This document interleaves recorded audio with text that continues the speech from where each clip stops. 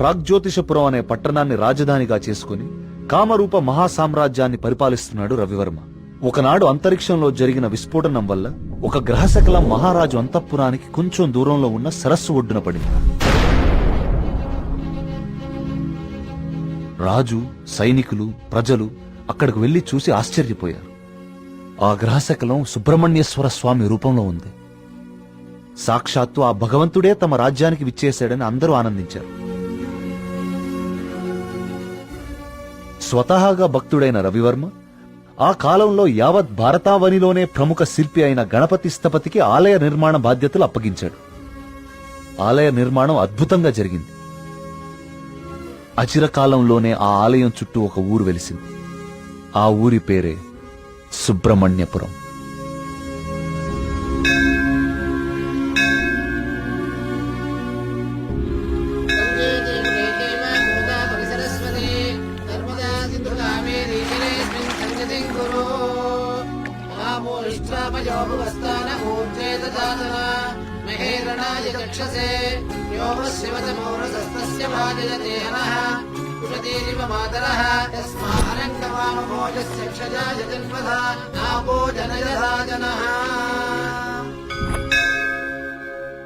ఈ పూర్ణ కలశం జాగ్రత్తగా శివానంద తీర్థుల వారికి అందజేయమ్మా.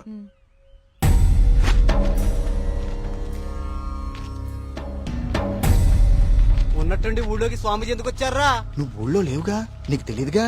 2 రోజుల క్రితం దోషం జరిగిపోయిందిరా. స్వామి స్వామికి అభిషేకం చేస్తున్నాను.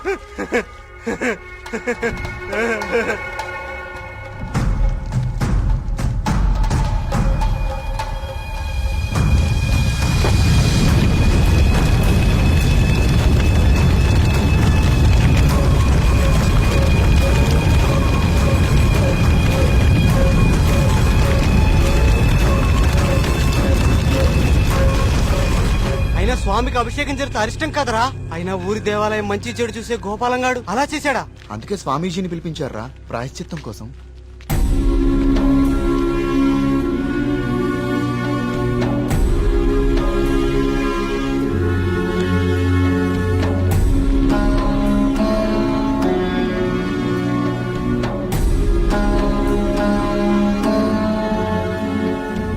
ఆందోళన చెందకు వర్మ.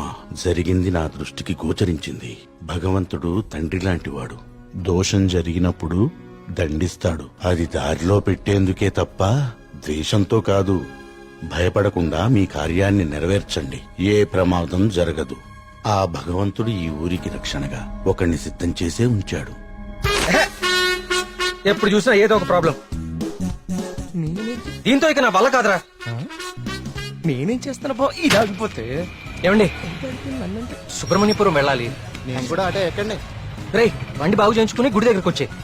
నేను బండి బాగు చేసుకురావాలా? ఇక్కడ మెకానిక్ ఎవరు దొరుకుతాడు? నువ్వు వెళ్ళిపోతావా? బావా, రే బావా. ఆలయంలో సమస్త శాంతులు జరిపించండి. సుబ్రహ్మణ్య.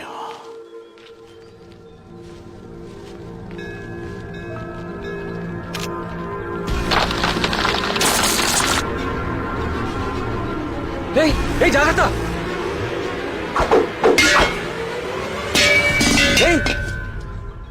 స్వామి, రానున్నది కఠిన కాలంగా కనిపిస్తోంది వర్మ. అయినా సరే ధైర్యంగా ఉండు. ఇప్పుడు చూడండి, ఆ స్వామీజీది దుస్సకునం అని చెప్పి పూజలు, యాగాలు, హోమాలు చేయించుకోమంటాడు. 2000 సంవత్సరాల గుడండి ఇది. పగుళ్ళు రావా? 100 రూపాయలు పెట్టి సిమెంట్ తో అతికిచ్చేదానికి ఇప్పుడు ఈ స్వామీజీ ఎంత బిల్లేస్తాడో. సుబ్రహ్మణ్యపుర గ్రామ ప్రజలకు విజ్ఞప్తి.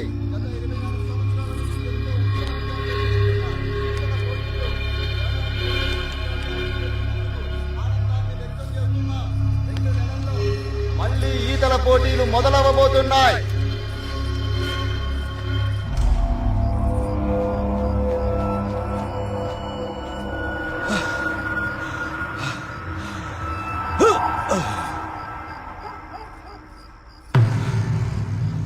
ఆనందంగా ఉన్నారా? మీరు ఆనందంగా ఉన్నారా? ఏమైందండి ఈ రోజు మీకు? మేమెప్పుడు ఆనందంగానే ఉన్నాం. చాలా లేట్ అయింది, పదండి.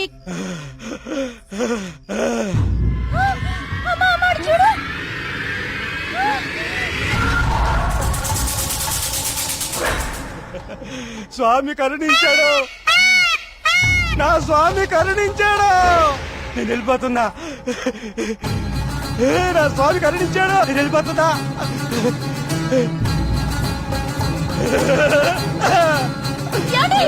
వెళ్ళిపోతున్నా.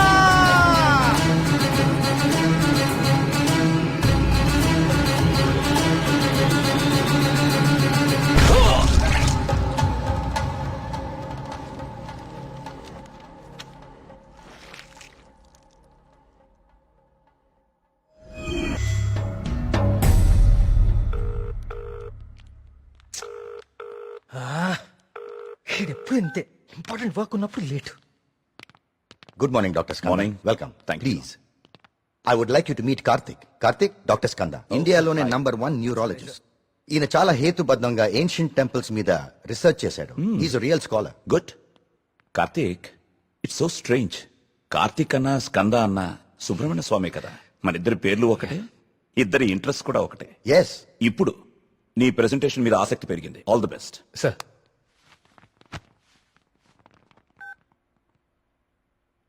కార్తీక్, ఇంకెవరైనా రావాలా? No sir, I'll start. Play. Powerful and ancient temples in India. మన భారతదేశంలో ఎన్నో ప్రాచీన దేవాలయాలు ఎన్నో వేల సంవత్సరాల నుంచి చెక్కు చెదరకుండా అలాగే ఉన్నాయి. ఈ దేవాలయాల చుట్టూ ఎన్నో అద్భుతాలు, మహిమలు, కథలు ప్రచారంలో ఉన్నాయి. అసలు ఈ మహిమలు నిజమేనా? వీటి వెనకాలుంది దైవశక్త లేక మానవ మేధస్సా? ఇది కనుక్కోటానికే నేను ఈ ప్రాజెక్ట్ స్టార్ట్ చేశాను. ఈ ప్రాజెక్ట్లో నేను విజిట్ చేసింది ఫస్ట్ పూరి జగన్నాథ్ దేవాలయం. ఈ గుడి మీద పక్షులు ఎప్పుడూ అసలు ఎగరవు. అంతేకాదు, మనం ఈ దేవాలయం బయట నుంచుంటే మనకి వినిపించే సముద్ర ఘోష లోపల అడుగు పెట్టగానే అస్సలు వినపడదు. ఈ ప్రాజెక్ట్లో నన్ను ఎక్కువ ఆకర్షించింది సుబ్రహ్మణ్యపురం. ఈ ఊర్లో ఉన్న అతి ప్రాచీన సుబ్రహ్మణ్య స్వామి దేవాలయం ఇది. మీరు చూస్తే ఈ గుడికి 3 వైపులా నీరు, ఒకవైపు ఊరు ఉన్నాయి. ఈ టెంపుల్ గురించి నేను కూడా విన్నాను. సార్, ఈ ఆలయంలో ముఖ్య విశేషం ఏంటంటే మూల విరాట్టుకి అభిషేకం నిషేధం. అభిషేకం చేయకూడదా? Yes sir. ఇలాంటి నియమం ఏ టెంపుల్లోనూ వినలేదే. స్ట్రేంజ్. అయినా ఒక ఆస్ట్రాయిడ్, అదే ఒక గ్రహ శకలం దేవుని విగ్రహ రూపంలో నేల మీద రావటమా? Karthik, do you really believe this? According to the recorded evidence we have to sir. అక్కడ ఉన్న స్థల పురాణం ప్రకారం అదే జరిగింది. ఈ దేవాలయంలో ఏవైనా అద్భుతాలు జరిగాయి కార్తీక్? ఆలయ నిర్మాణ సమయంలో ఒకటి జరిగింది సార్. అస్లాం ఖాన్ అనే తురుష్క రాజు సుబ్రహ్మణ్యపురం పైన యుద్ధాన్ని ప్రకటించి 1000 మంది సైన్యంతో కోట బయట మఖాం వేశాడు. ఏం చేయాలో పాలుపోని రాజు రవివర్మ ఆ సుబ్రహ్మణ్య స్వామి పైన భారం వేసి యుద్ధానికి సిద్ధపడ్డాడు. కానీ ఆ రాత్రి ఒక గొప్ప అద్భుతం జరిగింది. అస్లాం ఖాన్, అతని ప్రధాన అనుచరగణం రక్తం కక్కుకుని చనిపోయారు. అతని సైన్యం భయంతో చెల్లాచెదురు అయిపోయారు. అస్లాం ఖాన్ని అంతం చేసింది స్వయంగా సుబ్రహ్మణ్య స్వామియే అని జనాలు చెప్పుకున్నారు. ఆ విజయాన్ని స్తుతిస్తూ రవివర్మ సుబ్రహ్మణ్య విజయం అనే కావ్యాన్ని రచించి స్వామికి అంకితం చేశాడు. అది ఇప్పటికీ ఆ ఆలయంలో భద్రపరిచి ఉంది. ఇంట్రెస్టింగ్. ఈ దేవాలయాలన్నీ చూశాక ఏం తేలింది Karthik? What you believe now? దేవుని మహిమ, మానవ మేధస్స? దేవుని ఉనికిని చూపించే ఒక్క ఆధారం కూడా ఇప్పటి వరకు దొరకలేదు సార్. కానీ మానవ మేధస్సు ఎంత గొప్పదో చెప్పేందుకు చాలా ఆధారాలు దొరికాయి. మరి నీ రీసెర్చ్ లో సెకండ్ ఫేజ్ ఏమిటి కార్తీక్? సుబ్రహ్మణ్యపురంకి వెళ్లి దీని గురించి ఇంకా రీసెర్చ్ కార్తిక్, మళ్ళీ? అక్కడ మేఘన, ఏమైందిరా నీకు? అక్కడ మేఘన షాపింగ్ మాల్ లో. మేఘ్నాక? మళ్ళీ సార్, నువ్వు వచ్చిందే ఆలస్యం. సార్, సెమినార్ లో ఉన్న కార్తిక్ ని డిస్టర్బ్ చేస్తావేంటి? అది కాదు sir. Sir please stop it. మళ్ళీ సెమినార్ అయ్యాక చూసుకోండి. Karthik, you please. It's okay. Family and friends first. ఏం చూస్తున్నావురా? అరే బాబీ, అన్నా గురించి అరకనా నీకు? షేక్ ఫేట్ కా షేక్. అన్నాన్ని పెళ్లి చేసుకో, నీ ఫ్యూచర్ బేఫికర్ ఉంటది. ఏం రా నవ్వుతున్నావు? నేను ఏమైనా మజాక్ చేస్తున్నానా? ఏం లేదన్నా, మా ఫ్యూచర్ కి ఏం ఫిగర్ లేదు, మీ ఫ్యూచర్ కే ఎందుకో డౌట్ కొడుతుంది. ఏమన్నా వీడు మనకి దమ్కి ఇస్తున్నాడు? అరే కాన్ బైరి గుంజరా అన్న ఒకటి.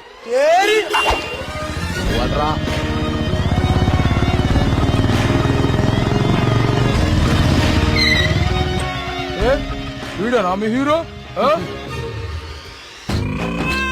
ఆ?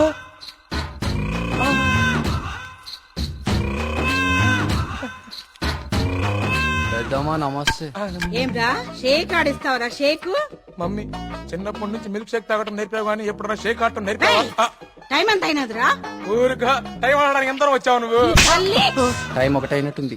ఈ టైంలో నువ్వు వేడ ఉండాలిరా నువ్వు వేడ ఉండాలి పట్టే బాస్కా కాలేజీ పోకుండా పంచాయతీలు చెప్తారా పంచాయతీలో చదువు లేదు సంధి లేదు సంపద లేదు చెప్తాను నడరా నడరా